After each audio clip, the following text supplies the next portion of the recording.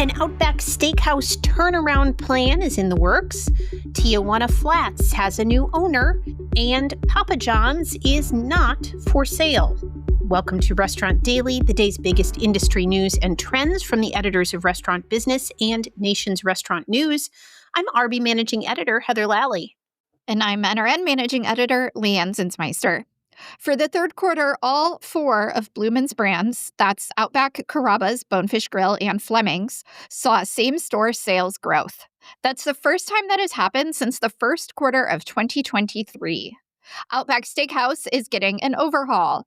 The owner plans to spend $75 million over the next 3 years to revitalize the chain with a focus on steak quality, service, and atmosphere. Part of the plan will also involve closing some locations, including 21 last month and another 22 over the next several years as their leases expire.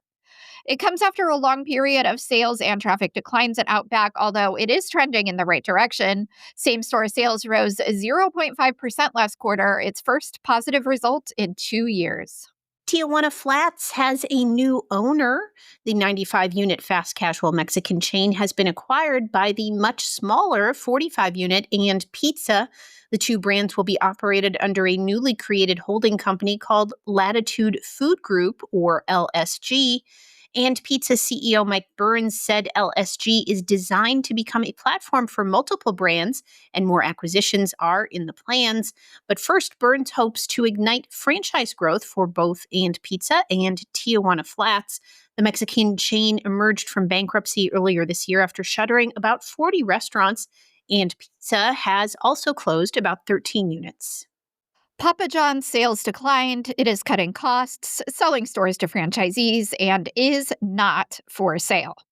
The pizza chain's North America same-store sales declined 3% last quarter, which the company blamed on the economy and aggressive QSR discounting. The company has started a review of its operations to look for cost cuts and has identified $25 million in savings over the next 2 years. It also plans to speed up refranchising of company units, which could lead to the sale of around 400 company restaurants. Executives also noted reports of a buyout offer from private equity group Apollo and noted that they are open-minded about a sale, but that right now the best way to increase shareholder value is through its existing plan. Noodles & Company's value platform appears to be improving sales and driving traffic.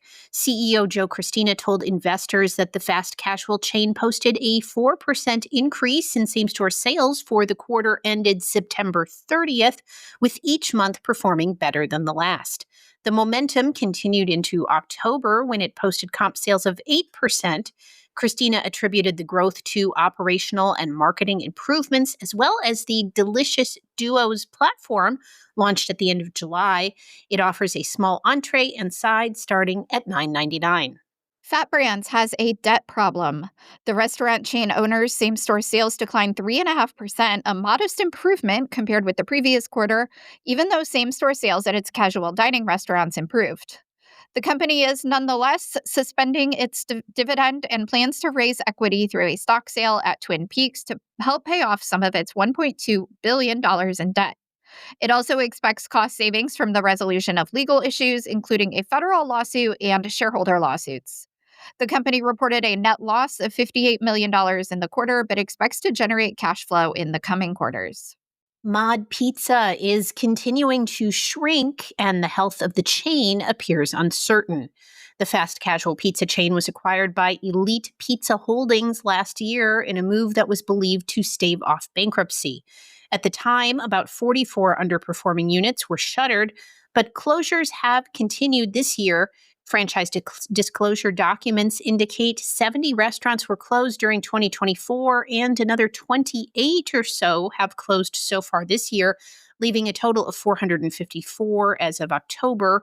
In the franchise documents, the company also expressed concern about Mod Pizza's future as a going concern, saying the Bellevue, Washington-based chain was in default on its loan agreement. Holiday-themed cups are becoming as important a marketing tool as the drinks that they hold. Chains including Starbucks, Dunkin', Seven Brew, Panera, and Scooters all launched decorated cups in the last week, along with their peppermint mochas and cookie butter lattes. The cups are a way to lure customers and stand out in the crowded beverage space where competition is intense, even among non-coffee concepts like Taco Bell and McDonald's. Have you noticed an uptick in cold and frozen holiday LTOs this season? It's not your imagination. After Halloween ended, we counted at least one cold or frozen beverage on seasonal menus, including Starbucks, Dutch Bros, Panera, Jamba, and Tim Hortons. The reason? Technomic reports that cold beverages have been on the rise throughout the year and have increased 705% in October over the past 5 years alone. Just because it's getting colder out doesn't mean Gen Z and millennials stop ordering their frosty beverages. This millennial can confirm. And that should do it for today's edition of Restaurant Daily. Get the latest restaurant news every weekday wherever you get your podcasts. I'm Leanne Zinsmeister. I'm Heather Lally. Have a great day. Thank you for listening to today's episode of Restaurant Daily. Rate us on Apple Podcasts, Spotify, and subscribe.